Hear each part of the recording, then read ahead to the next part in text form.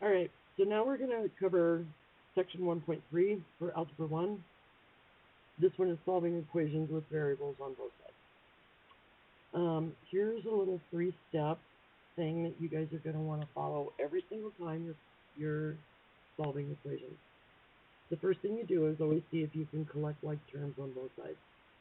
The second thing you want to do is decide which side you want the variables on, left or right, doesn't really matter. And then the third step obviously is to solve. Let's look at this example. 10 minus 4x equals negative 9x. I don't have any like terms that I can collect on both sides, so I'm going to just go directly to step number 2. Decide which terms or which side I want the variable on. And since this is the only term over here, I'm going to move this over there. Well, how do I do that? Remember, you're always going to do the opposite of what you're already doing. So if I want this spot to be 0, I don't want anything there. I'm going to add 4x to both sides. When I do that, all I have left on the left-hand side is 10 equals, and on the right-hand side I have negative 5x, because negative 9 plus 4 is negative 5. Now I'm going to look at this variable. What am I doing to x now? I'm multiplying it by negative 5. In order to undo that, I want to do the opposite. And the opposite of multiplying by negative 5 is dividing by negative 5 on both sides. Negative 5 divided by negative 5 is just x, and 10 divided by negative 5 is negative 2. And you're done.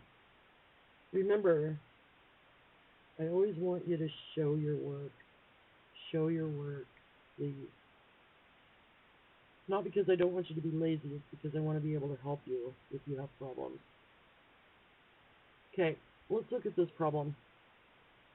Remember, every time you see parentheses, you're going to have to use the distributive property. That means I'm going to take this term and multiply it by both of those. I'm going to take this and multiply it by both of those. Don't let that 1/4 scare you. Fractions are not that hard. I'm going to walk you through it. Okay. 3 times 3x is 9x. 3 times negative 4 is negative 12. Don't forget the equal sign. Let's think of 1/4 times 32, or 1/4 of 32. That's the same thing as 32 divided by 4, which is 8. So this term is 8x. 1/4 of 56 is the same thing as 56 divided by 4, and 56 divided by 4 is 14. So now I have everything, I got rid of the parentheses, I got everything simplified. I can't collect like terms on either side, so I'm going to go to the next step and decide which side I want my variables on. I want my variables on the left-hand side this time. And here's why. If I do that, because this term is bigger than this one, my x term is going to be positive. Personally, I have a preference to keep it a positive if I can. So how do I get this 8x from here over here? 8x is positive now. The opposite of that would be a negative. So I'm going to subtract 8x from both sides, because that's going to make this spot 0. When I do that, 9x minus 8x is 1x. I still have the negative 12. All I have over here is 14.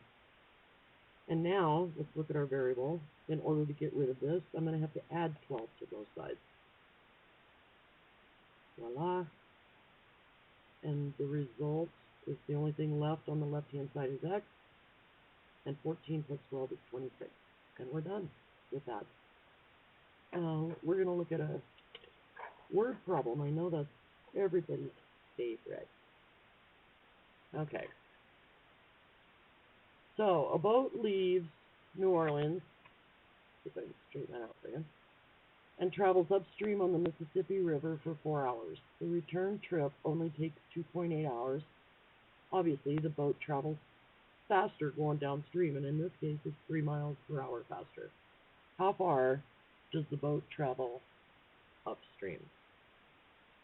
So I want to know how far the boat travels, and this is going to be miles. So I want to know how many miles. And I've underlined the important information that we need to know. We know that going upstream it took 4 hours. We knew going downstream it took 2.8, and downstream speed was 3 miles an hour faster than the upstream speed. Keep in mind that the distance upstream equals the distance downstream, right? Boats travel the same distance.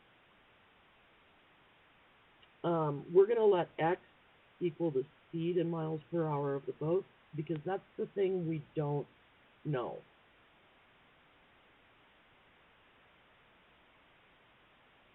Right? And then also keep in mind that this is the distance formula. So what this really means is rate times time of upstream is equal to the rate times time of downstream. Okay? The time for upstream is 4 hours. The rate is unknown. The time for the downstream is 2.8 hours, and the rate is unknown. But if the upstream speed is x, then I know that the downstream speed is 3 miles an hour faster, because that's what they told me in the problem, right? So the downstream speed has to be expressed as x plus 3.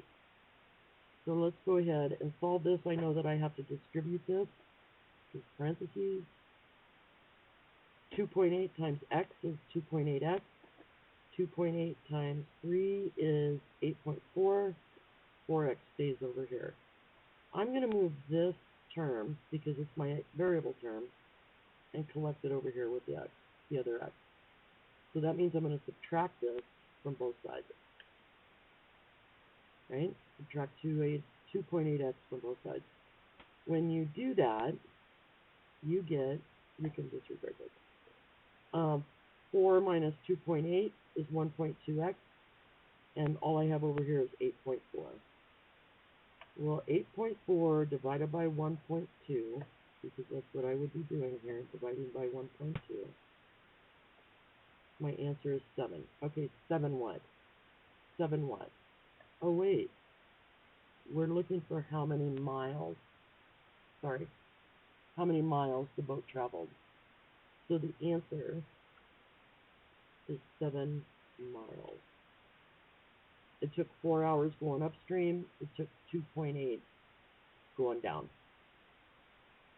And that's it for 1.3.